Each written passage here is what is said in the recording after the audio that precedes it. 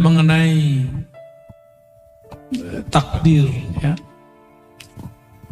Istilah takdir yang digantung, mu'allaq bahasa Arabnya. Jadi belum terjadi. Ada takdir yang mubram. Bapak itu sukunya apa, Pak? Sukunya apa? Betawi. Bisa protes nggak?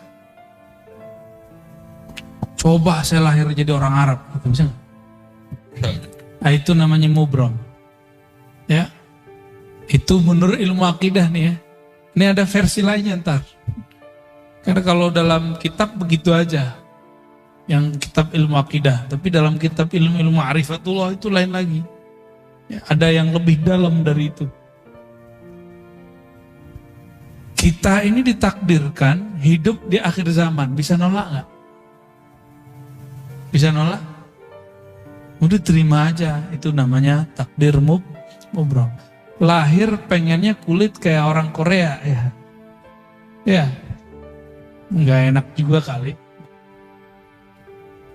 Tapi ternyata lahir kulit sawo. Ya, sawo mateng apa telur mateng. Nggak jelas ya. Kita nggak bisa protes. Udah begitu aja. Apapun yang dia mau, bagi saya, mohon maaf. Jadi itu versi ilmu akidah. Semua takdir itu mubram bagi saya. Suka-suka Allah lah. Takdir mu'allaq itu ternyata sebenarnya mubram juga. Kenapa? Dia masih digantung, tapi kan haknya Allah. Mungkinkah takdir digeser? Mungkin. Ini pada sisi Allah, semua takdir itu suka-suka dia, bukan suka-suka kita. Sepakat? Takdir itu terbitnya dari kudrat iradat Allah, maka mutlak milik dia, nggak usah atur-atur. Makanya di dalam hikam awal-awal, arih nafsaka minat tadbir, jangan kamu urus yang tidak perlu kamu urus.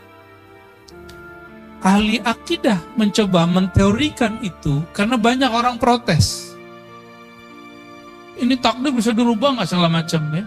Takdir itu bahasa Arab artinya ukuran yang Allah berikan untuk kita. Kita dikasih ukuran 10, tergantung kita ngambil berapa. Harusnya antum tuh suksesnya 10 kali lipat, cuma ngambilnya cuma 2. Salah siapa? Nggak akan keluar dari takdir.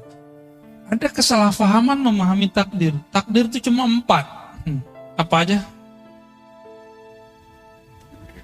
Waktu kita dalam janin, takdir cuma 4, Ustaz. Ya. Apa aja tuh? Apa? Ajal. Cepet amat ajal. Dikat birizkihi. Rizki dulu. Rizki itu jodoh 1. Jodoh itu rizki. Dikat birizkihi. Nggak ada di hadisnya wajodohihi. Nggak ada. Bikat birizkihi 1. Terus wa amalihi, amal dulu.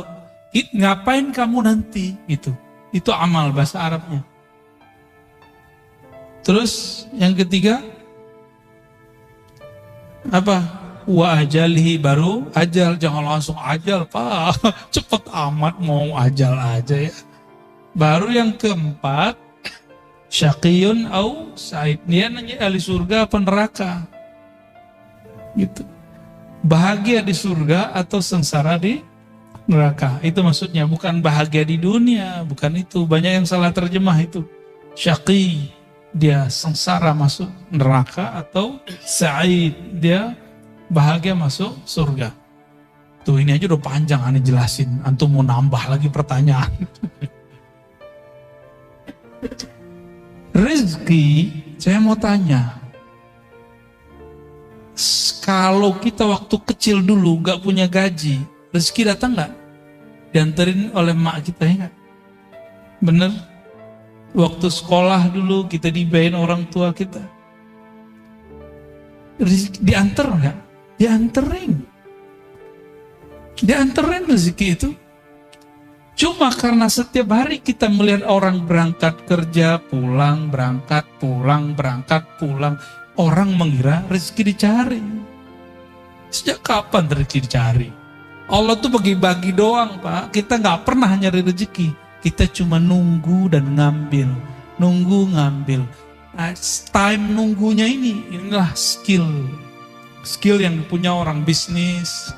Skill yang punya orang politisi. Dia tahu cara ngambil-ngambilnya. Ya. Ini kan sudah ada yang mulai sayembara mau jadi calon presiden kan? Kita nggak tahu dia sesuai nggak langkahnya dengan sebenarnya calon harus begitu apa tidak. Kita nggak tahu. Seperti orang pebisnis, dia tahu kapan dia harus ngambil. Yang main saham, dia tahu kapan harus mau beli, mau jual. Itu skill. Nah, skill itu yang mahal, itu pemberian Allah dan dilatih. Kita rezeki, Allah kan bagi-bagi. Ya. Maka kalimatnya, perintahnya bukan cari rezeki. Ibtaghi fima atakallah darul akhirah. Yang kamu cari, carilah akhirat. Gak ada suruhan cari dunia. Wala tansa nasibaka minad dunya. Tapi jangan lupa duniamu. Cuma begitu. Kalau kita kan kita balik. Dunia akhirat harus 50-50 bro. Ente ini udah gila belajar agama. Tapi dari dulu sampai sekarang hidupnya begitu-gitu aja. Katanya adil. Gak begitu cara memahami ayat-ayat Allah. Kita kerja, kalau ada akhirat di situ, mungkinkah orang-orang itu korupsi? Orang yang mengakhiratkan kerjanya, dia jujur kerjanya. Itu antum ibadah tuh.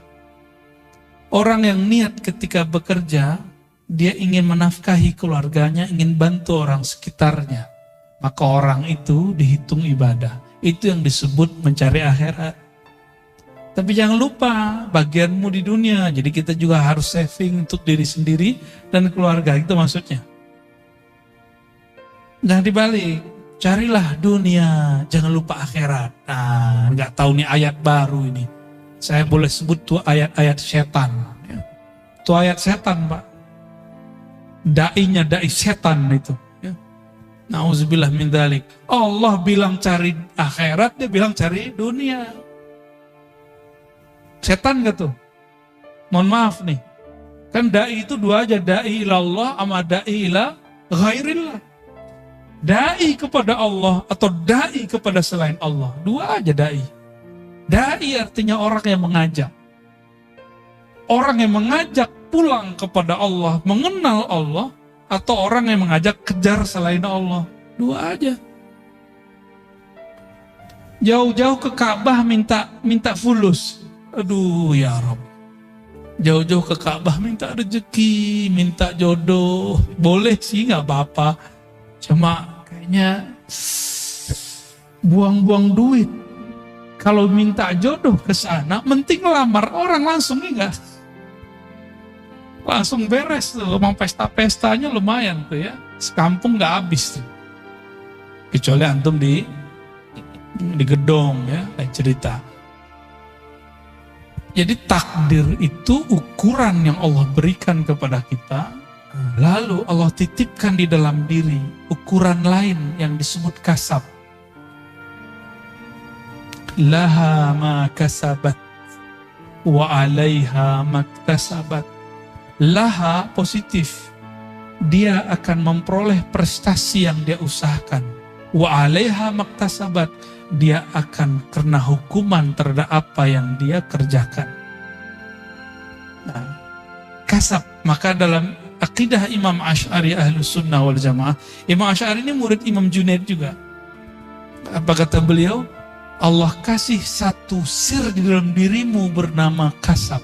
Kasab itu sebenarnya adalah tajalli, pancaran kudrat iradat Allah yang Allah pinjamkan ke dalam diri manusia.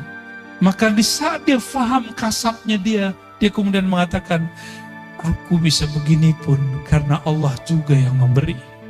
La haula wala quwata illa billah.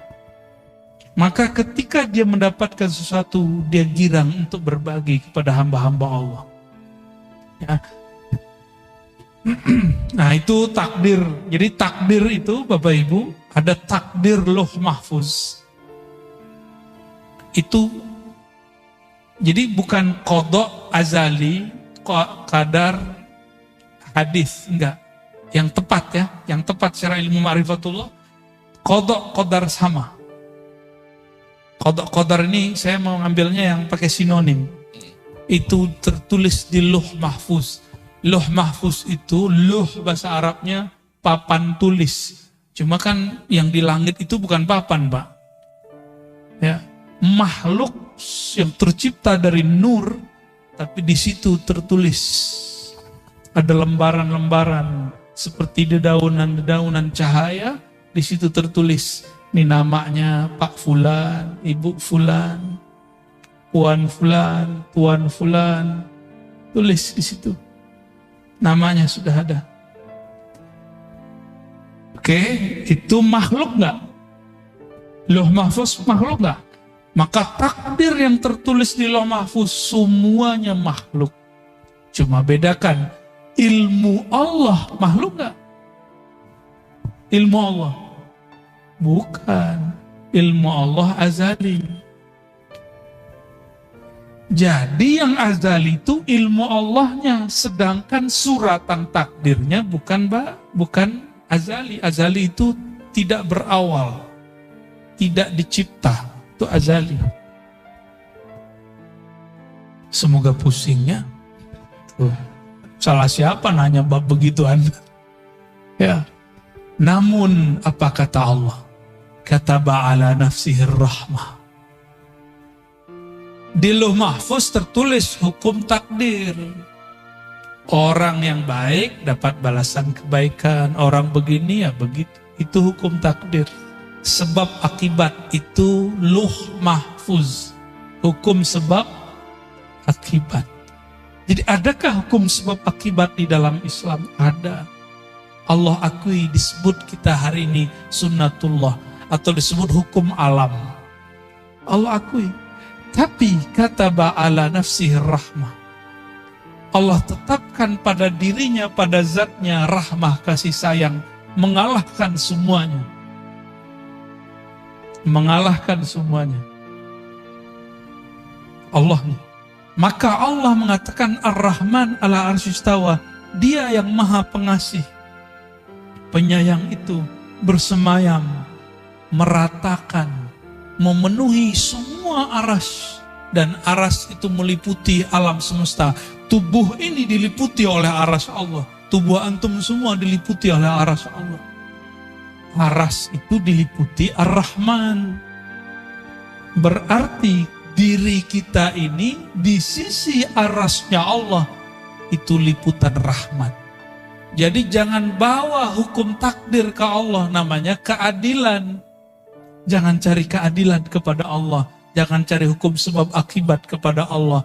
Kalah kita. Sama sholat yang tadi kita nggak diterima. Maka Imam Asy'ari bilang, jangan pernah cari keadilan Tuhan. Minta rahmat Allah. Itulah Nabi ngomong, kamu masuk sorga bukan dengan amalmu. Karena kalau amal keadilan, hukum keadilan. Jangan pernah minta keadilan Allah. Masuk sorga itu karena rahmat. Dapat hidayah, jadi wali Allah, jadi kekasih Allah. Dapat ilmu itu karena rahmat. Ciri-ciri orang dapat rahmat di kolbunya. Tidak ada lagi rumus-rumus kebencian. Gimana? Di kolbu kita sudah begitu belum? Katanya baca bismillah tiap hari. Imam Syafi'i, kenapa mewajibkan baca basmalah bagian dari Fatihah? Berharap orang-orang yang bermazhab Syafi'i, murid-muridnya nanti, kolbunya dipenuhi dengan Rahman dan Rahim. Tauhid ahlul haqa'iq ala zahir.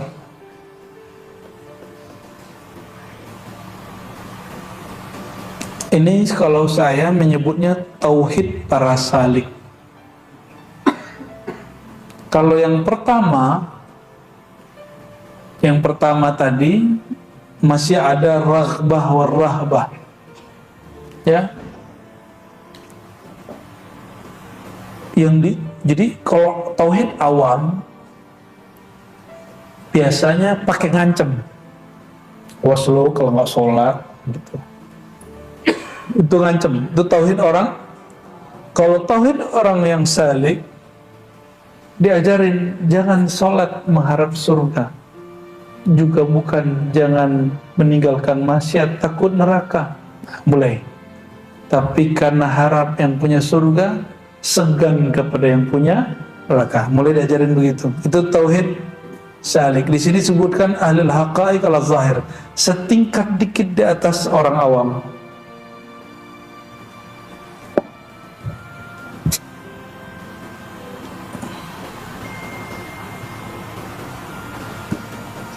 Sudah mulai begitu belum? Berarti sudah mulai salik. Kalau nggak turun kelas lagi. Ya, kenapa zikir? Supaya tenang. Lumayan, itu salik. Kalau orang awam, kenapa zikir? Supaya rezekinya banyak. Itu orang awam. Ya, kan kita pernah juga dipotong orang kan, lagi ngomong begitu kan?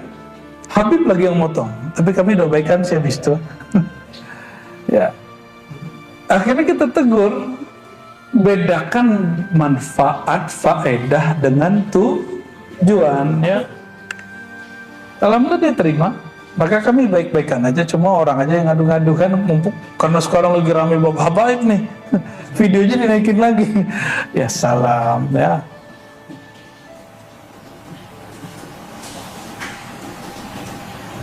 Antum zikir ingin melihat nur di kolbu, itu level 2 tuh, lumayan salik lah. Lumayan lah itu. Ingin ngerasain ada energi gitu, lumayan lah tuh. Sudah mulai naik tuh tipis-tipis ya. Sudah mulai naik sedikit.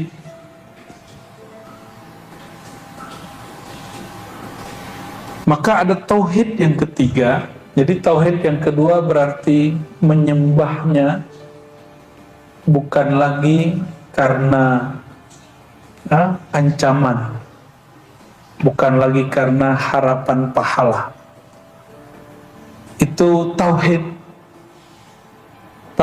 salik. Tauhid yang ketiga menurut beliau, ayyakunal abdu bisirrihi wa wajdihi wa qalbihi ka'annahu qa'imun baina yaday Allah azza wa jalla tajri alaihi tasarifu tadbiri. Coba perhatikan, seorang hamba bertauhid ini secara khasah, yang tingkat level tertinggi menurut beliau nih, dia bertauhid dengan sirnya, dengan rahasia di dalam dirinya dan kolbunya, seakan-akan dia merasakan berada di hadapan Allah dan mengalir dalam kehendak Allah.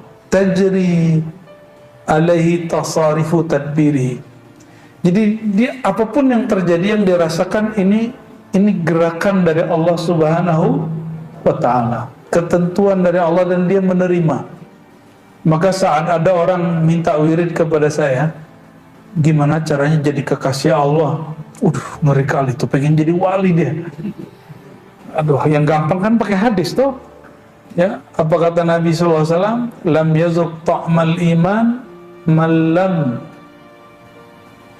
yakun radiyan billahi tabaraka ta'ala. Ya, man lam yarda billahi tabaraka ta'ala.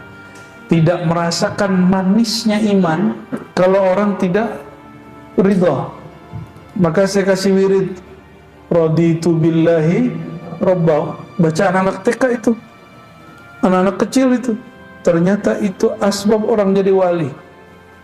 Asbab jadi wali, dia mesti ridho kepada ketentuan Allah kepada dia. Ridho itu berarti nggak boleh yang sedih. Ya kalau sedih ya nangis, sakit ya jerit gitu. Tapi batin dia tidak menolak, batin dia terima. Dia nggak ngomong ini, ya Allah, aku kan sudah wiridan, kenapa masih diuji? Ya Allah, aku kan sudah bertarekat samaniyah, qadiriyah, khalwatiyah, suhrawatiyah. Kenapa masih aku gagal bekerja? Oh, berarti dia salah paham itu. Bertarekat gak begitu, ya. Ya Allah, saya sudah zikir sholawat, kok masih jomblo? Lah apa urusan? Ya, aqul lakum ayyuhal ikhwah, ya, saya sampaikan kepada antum. Orang yang cinta pada Allah dan Rasul, kalbunya nggak pernah kesepian. Nggak pernah kesepian. Orang yang cinta Allah, cinta Rasul, kalbunya nggak pernah kesepian. Yang sepi telinganya sama matanya. Kok nggak ada teman gitu kayak Nabi Adam kan? Di surga kan indah, tapi nggak ada teman. Maka Nabi Adam menggumam, ya Allah, bergumam, sepi bener nih surga. Ketiduran. Surga kan nggak ada tidur. Maka dijadikan tidur itu berkah bagi Nabi Adam. Maka surga pun asbab nikmat beliau. Jadi seandainya di surga itu nanti ada tidur, tidur itu bukan kekurangan kematian, tapi bagian dari nikmat. Tapi insya Allah nanti nggak ada kok. Nggak ada lagi tidur nanti di surga. Mumpung masih di dunia nanti tidur ya. Allahumma sholli ala sayyidina Muhammad.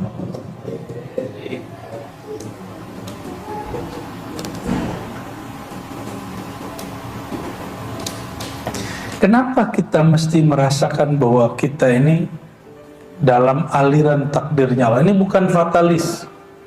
Ini bab rohani. Ini bab rasa. Merasakan bahwa diri kita itu dalam aliran kehendak dan takdirnya Allah. Maksudnya apa? Ini mohon maaf.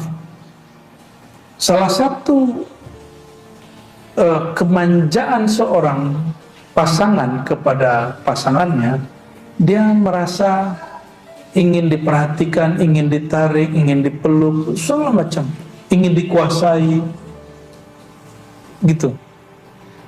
Itu sebenarnya adalah imitasi daripada cinta yang bersumber dari kemarifatan tauhid si hamba kepada Allah. Maka si hamba itu justru sedih kalau nggak diuji. Sebagaimana seorang pasangan, dia sedih nggak direpotin oleh kekasihnya. Emang kamu udah nggak sayang sama aku gitu jadinya? Sama seorang hamba ngomong, ya Allah, kok hari ini nggak ada ujian ya? Apa engkau tidak memperhatikan aku lagi? Cira. Bagi dia ujian itu bukan lagi beban, ujian itu adalah perhatian. Maka konsep orang ini nggak ada namanya sedih. Itu yang disebut la khaufun alaihim wa lahum yahzanun. Jadi mulai faham kenapa ada ayat, 2 ayat ya di Quran, bahkan sekian ayat di Quran, lebih dari 2 ayat malah. Tapi yang lafaznya istiqamah 1. Innal ladzina qalu rabbuna Allah tsumma istaqamu fala khaufun alaihim wa lahum yahzanun. Al-Ahqaf. Orang yang mengatakan Rabb kami Allah, Tuhan kami Allah, kami ridho kepada Allah, lalu rasa itu dia istiqomahkan. La khaufun alaihim wa lahum yahzanun. Orang yang mengatakan Rabb kami Allah, kami dalam aliran takdirnya Allah, kami tidak akan keluar dari takdirnya Allah. Dan nikmat sekali. Dalam takdir Allah itu nikmat sekali. Karena kita dididik dari kecil bahwa Allah itu tukang ancam, ya, Allah itu kayaknya tukang seksa gitu. Akhirnya antum kalau diajak ke sini agak sulit. Ada border di sininya, ada penghalang. Ini bukan bab ancaman. Ya, kalau ente nggak sholat, ntar diuji loh sama Allah gitu, ntar dapat ujian loh, ntar dapat cobaan. Cobaan ujian dalam pengertian tauhid awam itu menyeramkan. Tapi ujian menurut ahlullah itu adalah rahmah, adalah rahmat kasih sayang Allah SWT.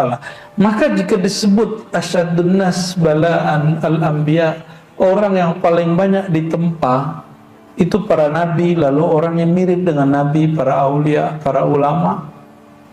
Kalau terjemahan bab rohaninya, orang yang paling banyak diperhatiin Allah adalah para nabi, para aulia. Itu terjemahan versi ketiga. Pilih yang mana? Profesor aja nggak nyambung lah ini. Karena profesor debat sama saya, dia bilang, ya hadis yang ente baca itu akan membuat orang jauh dari Islam. Karena orang tidak ada yang mau diuji. Sedangkan yang paling banyak diuji adalah para nabi dan orang yang ikut nabi. Berarti gak usah ikut nabi sekalian biar gak diuji. Gitu kata dia. Profesor itu, Timur Tengah lagi sekolahnya. Berarti gak nyambung kan? Kitab yang dibaca sama, orang yang ngaji di Ciputat kok lebih paham gitu. Orang ngaji di lokal, di pesantren lokal lebih paham. Kita malu sama kiai lokal, kok mereka lebih paham bacanya daripada orang-orang yang kuliah-kuliah tinggi. Ya Allah, mawafiqna ila ma tuhibbuhu tardah. Baik.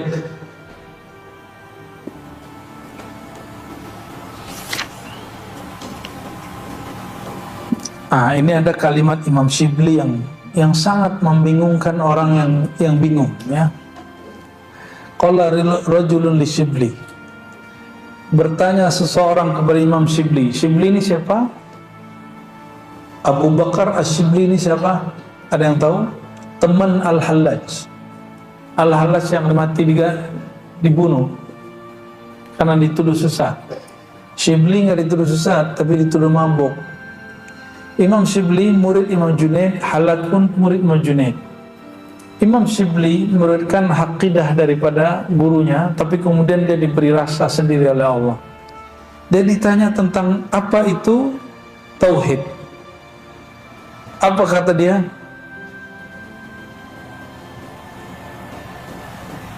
Waihak, payah kamu gitu.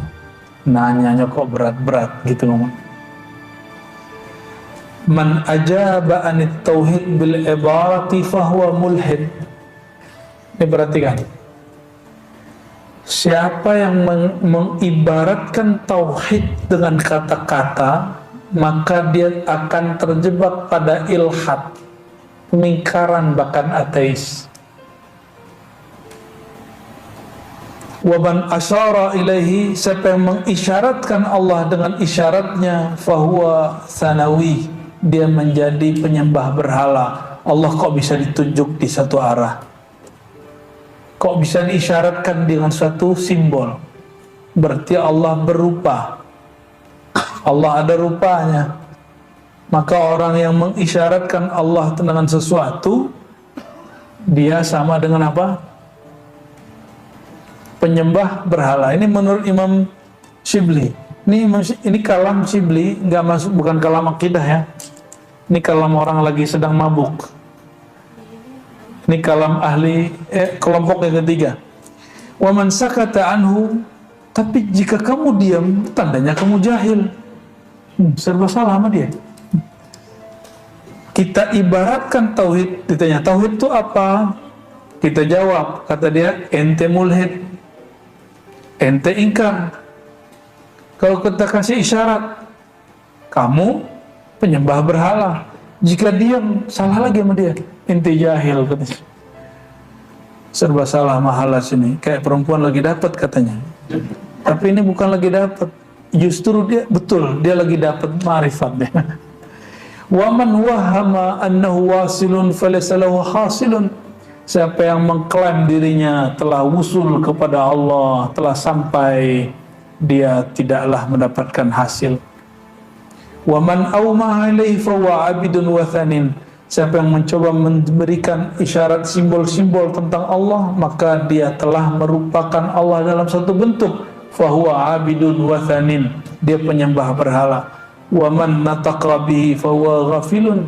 Siapa yang membicarakan tentangnya, dia berarti orang itu tidak merasakan kehadirannya.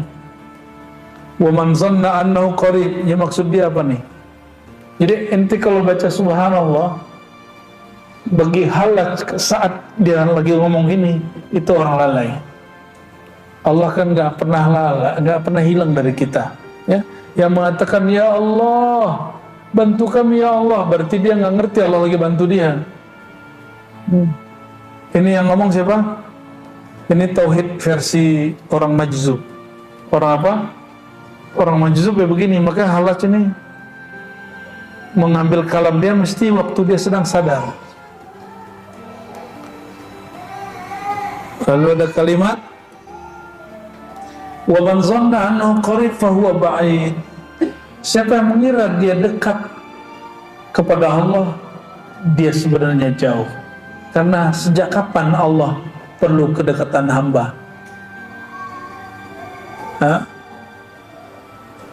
Wa man tawajad fa huwa faqid.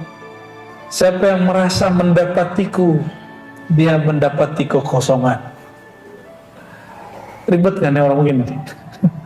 Diam salah, ngeklaim salah. Wa kullu ma mayiztumuhu. Ternyata maksud beliau sampai ke kalimat ini. Ini yang paling inti belakangnya.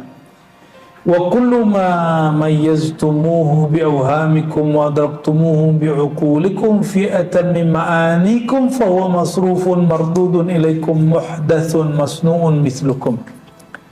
Semua yang kamu bedakan dalam pikiranmu, yang engkau dapat peroleh dengan akalmu, yang engkau ibaratkan dengan makna yang paling sempurna menurutmu, semua itu tertolak, dikembalikan kepadamu. Kenapa? Makna yang ada di kepala kita makhluk, bukan? Betul? Huruf-huruf yang kemudian kita rangkai jadi kata-kata tauhid itu adalah A, B, C, D. Itu kumpulan huruf-huruf yang menjadi kata dan kalimat. Itu makhluk, bukan? Allah makhluk, Allah khalik. Maka dia tidak bisa dipahami dengan kata-kata. Itulah akhir dari makna ayat lam yakun lahu kufuwan ahad. Itulah kenapa surat Al-Ikhlas ini sepertiga Quran. Dia pendek tapi setara dengan sepertiga Quran. Semakin orang menyadari bab ini, baru dia disebut ikhlas. Ikhlas dalam surat Al-Ikhlas bukan ikhlas versi ente ngomong aneh ikhlas lah ya. Bukan begitu, itu mah ikhlas orang awam tuh. Bukan itu. Ikhlas dalam pemahaman surat Al-Ikhlas adalah al-bara'atu an kulli wahmin wa aqlin wa ma'nin wa ma'na, ya. Terlepasnya engkau dari semua persepsi pikiranmu, semua asumsi-asumsimu, dan semua kata-kata makna yang kau gambarkan tentang Allah. Jadi apapun yang kita kalamkan tentang Allah, Allah lebih sempurna dari itu. Oke? Itulah makna la ilaha illallah. Lalu kalau dimaknai lagi, maha suci engkau, maha bebas engkau dari semua yang aku bayangkan. Itulah subhanallah. Gimana? Sudah mulai nyambung? Sudah mulai nyambung? Ini aslinya kitabnya rumit, tapi saya mohon kepada Allah semoga ini bisa mudah dipahami. Sudah mulai dipahami? Jadi kalau disebut Qul huwallahu ahad, katakanlah hai Muhammad, Allah itu dia, Allah itu ahad. Kenapa dimulai dengan kata dia? Dia itu menunjukkan agar engkau tidak membayangkan fisik. Karena dia berarti gaib. Gaibkan dulu akalmu, gaibkan dulu panca indramu, baru engkau katakan Allah. Allah itu menyebut dirinya apa? Ahad. Maka jika diterjemah, hanyalah dia yang memahami keesaan dirinya. Loh, terus itu apa belajar tauhid? Belajar tauhid itu belajar meniadakan diri di hadapan wujudnya, barulah terasa wujud Allah Subhanahu wa ta'ala. Jadi gimana cara merasakan wujudnya Allah? Tiadakan diri di hadapannya. Bagaimana merasakan dia esa? Tiadakan kemajemukan diri kita, peran diri kita, baru kita ngerasain dia esa. Ya. Itulah makna la haula wala quwata illa billah. Jadi ada 3 ungkapan tauhid: la ilaha illallah, subhanallah, La haula wala quwwata illa billah, itu ikatan tauhid. La ilaha illallah menafikan semua, meniadakan semua yang dibayangkan. Coba bayangkan tentang Tuhan, bayangin. Sudah kebayang? Nah, itu bukan Tuhan. Coba katakan Allah satu. Kebayangkan angka satu? Nah, Allah bukan begitu. Pak, ya, Allah Esa. Kebayang apa? ESA. Ah, itu bukan Allah. Sebut Allah. Kebayang apa? Alif lam lam ha. Itu bukan Allah, itu nama Allah. Itu nama Allah. Bedakan nama Allah yang diungkapkan dalam huruf dengan yang punya nama itu sendiri. Coba tulis namanya di kertas atau tulis dalam pikiran. Sudah ditulis namanya dalam pikiran? Sudah nampak? Apakah itu kita? Bukan, itu tulisan tentang kita.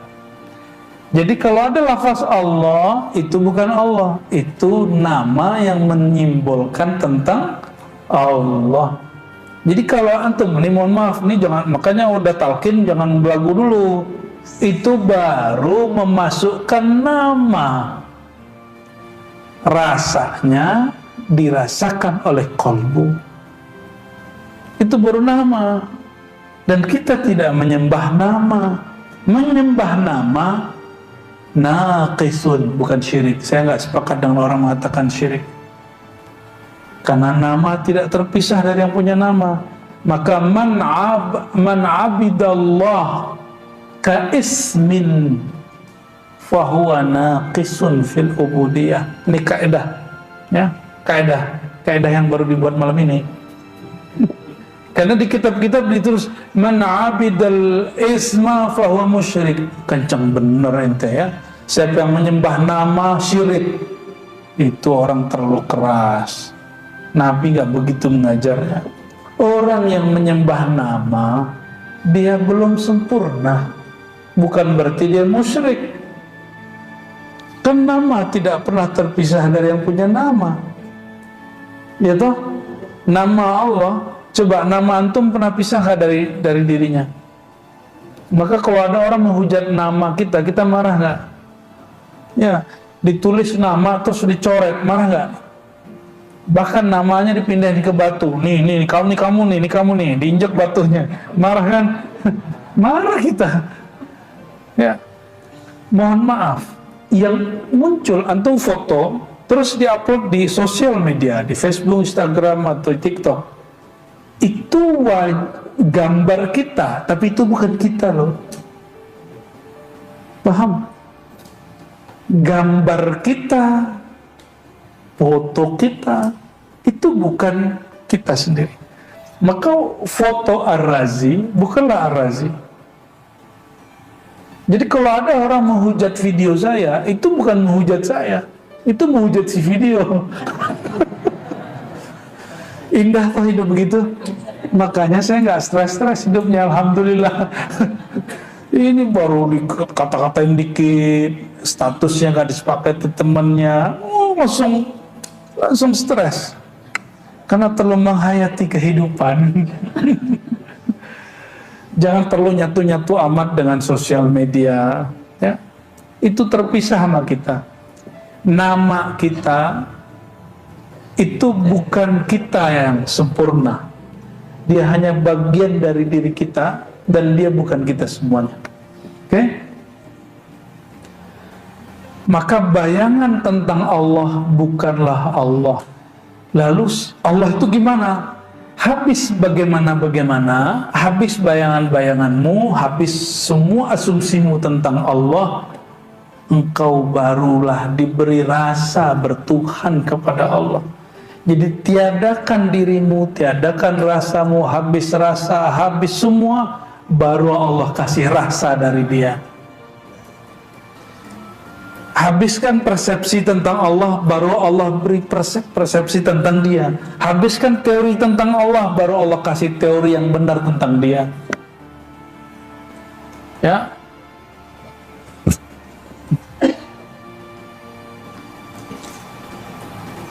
Jadi kalau bertuhan itu justru membuat kita tambah rehat. Kenapa? Kita nggak perlu memikirkan Allah, cukup merasakan Allah. Kan, pikiran aneh berat nih, karena ente mikirin Allah. Kajiannya berat nih, karena kajiannya dipikirin. Oleh karenanya para sufi itu hidupnya paling santai. Kenapa? Ente bicarain Tuhan di langit, ke istawa, nuzul, ngapain? Allah bukan untuk dibayang-bayangin. Jadi bagi saya, ya sudahlah, bagi-bagi tugas lah. Kalau yang masih mau jadi singa, aswaja, monggo. Saya udah nggak mau ya. Kita lebih nyaman mengikuti jalan-jalan beliau-beliau ini. Ya, tidak usah memperdebatkan satu. Emang kita siapa perlu kemudian mengatur isi pikiran orang? Bisa nggak ngatur isi pikiran orang? Kita nggak sanggup ngatur pikiran orang, apalagi pikiran Wahabi. Maka saya meniatkan kalau saya menjawab satu persoalan yang berbeda dengan Wahabi, bukan untuk mendebat Wahabi, tapi untuk menenangkan diri saya dan menenangkan orang yang dekat saya. Pakai dalil-dalil, ini dalil tahlilan, ini dalil zikir tawasul, bukan untuk debat Wahabi lagi sekarang. Kalau dulu emang untuk debat Wahabi. Ya, berkat Allah Subhanahu wa taala Ar-Razzaq Al-Wahhab, ya, kita diberi anugerah, ya, rasa yang sudah nggak niat lagi yang begitu-gituan. Alhamdulillahirabbil. Jadi apa kata Hallaj? Ternyata kemabukan Hallaj itu adalah kewarasan kita. Dia mabuk tapi untuk ukuran kita itu waras. Apa kata dia tadi? Semua yang kamu bayangkan, semua yang kamu ibaratkan, semua yang kamu isyaratkan, itu semuanya tertolak. Itu semuanya hanyalah asumsimu. Asumsimu tentang Allah, pikiranmu tentang Allah, teorimu tentang Allah, itu ada di pikiranmu, pikiranmu makhluk. Allah tidak seperti itu. Maksudnya nggak usah pikirkan tentang Allah, cukup ridhoi Allah. Kul raditu billah, aku ridho kepada Allah. Udah selesai. Kalau yang maksa, kalau menyembah Tuhan yang nggak ada sosoknya gimana gitu ya. Maka mereka buat sosok itu kan lucu itu. Jadi orang itu menciptakan Tuhannya sendiri. Inilah perbedaan Tuhan orang yang bertauhid dalam ajaran tasawuf Ahlussunnah dengan Tuhan yang dipahami dalam agama-agama secara akliyah atau agama-agama dalam filsafat. Maka di filsafat barat itu ada orang yang berontak ke gereja terus ngomong gini. Dan itu ternyata benar diambil dari tasawuf. Tuhan itu adalah imajinasi manusia tentang dirinya yang sempurna.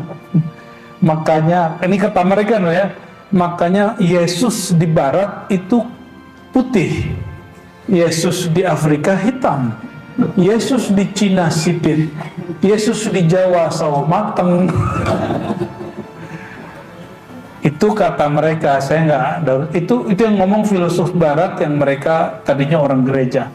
Nah, kita nggak akan nyinggung bab Yesus karena itu agama yang berbeda dengan kita. Kita hanya berbicara Nabi yang Isa, ya, alaihi salatu wassalam. Tapi ada benar juga ya. Benar nggak? Sosok dari yang tadi kita bicarain itu beda-beda kan per tempat. Nah, ajaran tauhid yang Nabi bawa sebenarnya ini. Oleh karenanya para sahabat waktu turun ayat Ar-Rahman 'alal arsy istawa, nggak ada satupun yang debat. Allah bersemayam di atas aras istawa, nggak ada satupun debat. Kenapa? Allah nggak perlu dibayang-bayangin. Sekali membayangkan Allah, akidahnya keliru. Allah tidak dapat disuci-sucikan karena apapun yang kau sucikan di pikiranmu itu masih pikiranmu.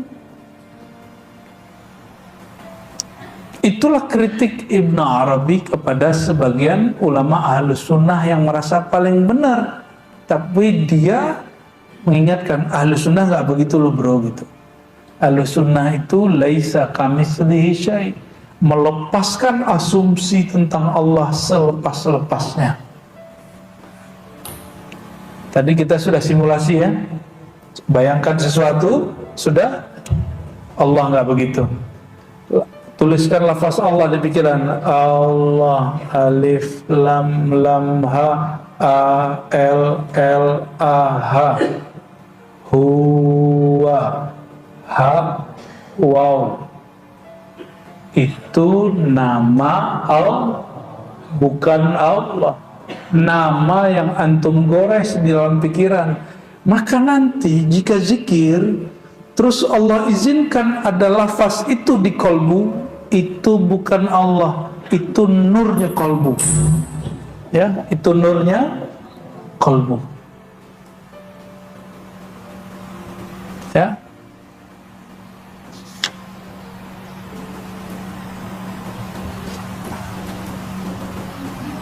Mungkin ada yang bertanya, kalau gitu kita ngapain menghormati tulisan gitu ya? Gitu. Ini orang nggak punya seni ya. Ya udah, sini mana fotonya saya injek-injek. Mana namanya saya robek-robek. Pasti marah.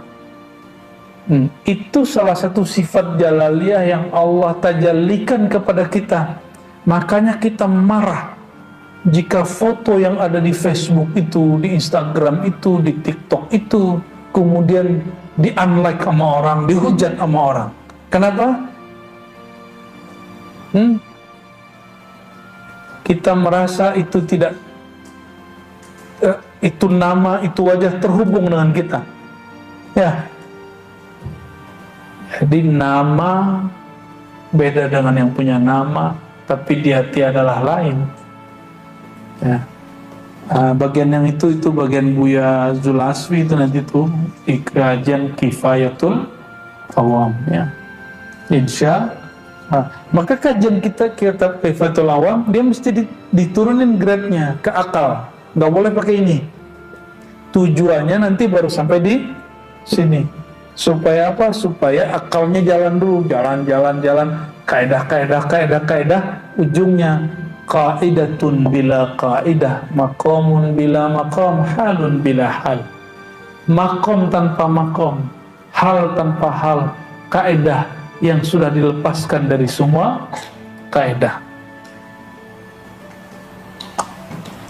Jadi masih mau menyembah sesuatu yang kita bayangkan? Membayangkan sesuatu butuh tenaga, butuh energi, betul nggak? Butuh kalimat dan kosakata. Untuk menyembah Allah simpel sekali. Jangan bayangkan apapun, rasakan saja. Merasakan diri kita, semakin terasa diri, semakin terasa yang mengatur diri. Jadi Allah itu gak usah diteorikan di luar diri kita, cukup dirasakan dari dalam diri. Itu yang disebut man arafa nafsahu.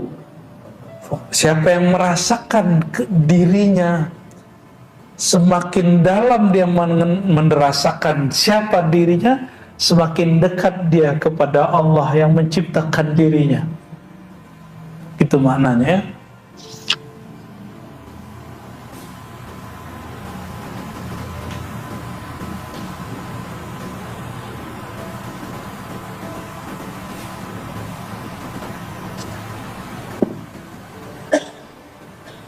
Nah, itu kaidah yang sangat luar biasa dari Imam Ash-Shibli. Masih kuat? Masih hot kepalanya? Udah berdarah-darah ini kayaknya nih. Harusnya tambah rehat otaknya, bener nggak? Ya, tolong jangan pikirkan lagi tentang Allah. Jadi kalau zikir Allah tuh simpen. Enggak begitu. Kita nggak usah, kepalanya nggak usah berat mikirin apa. Justru kalau zikir Allah itu relax, karena Semakin dia nyebut nama Allah, semakin dia terbebas dari semua asumsi.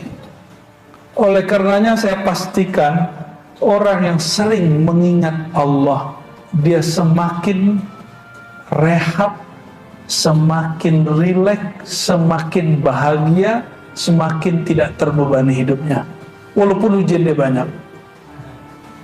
Ya, ujian itu kan kata-kata pencinta. Ya. Itulah rahasia kenapa Allah disimbolkan dengan Laila oleh penyair-penyair. Karena Laila itu gelap, gak usah dibayang-bayangin. Ya. Alhamdulillah hujan.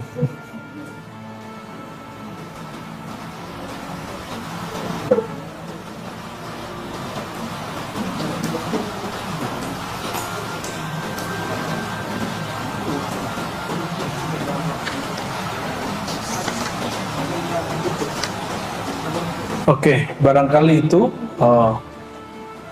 kajian tauhid menurut ulama tasawuf. Justru tauhid versi sufi itu tauhid yang paling mudah karena tidak perlu pakai ungkapan, tidak perlu pakai teori. Ungkapannya adalah tidak berungkapan, teorinya tanpa teori, makomnya tanpa makom, kata-katanya tanpa kata-kata. Itulah tauhid para sufi, tauhid yang merelaksasi hamba dan pikirannya dari segalanya. Semoga Allah Ta'ala tambah mendekatkan kita kepadanya. Amin ya rabbal alamin. Sallallahu rabbuna ala nuril mubin Ahmad al-Mustafa Sayyidil Mursalin wa ala alihi wa sahbihi ajma'in. Sallallahu rabbuna ala nuril mubin Ahmad al-Mustafa Sayyidil Mursalin wa alihi wa sahbihi ajma'in. Sallallahu rabbuna ala nuril mubin Ahmad al-Mustafa Sayyidil Mursalin wa alihi wa sahbihi ajma'in. Afdalul dzikri la ilaha illallah, la ilaha illallah, la ilaha illallah, la ilaha illallah, la ilaha illallah, la ilaha illallah, la ilaha illallah, Muhammadur Rasulullah, la ilaha illallah, Muhammadur Rasulullah, la ilaha illallah, Muhammadur Rasulullah, la ilaha illallah, Muhammadur Rasulullah sallallahu alaihi wasallam fi kulli lamhatin wa nafasin adada ma wasi'ahu ilmullah. Al-Fatiha.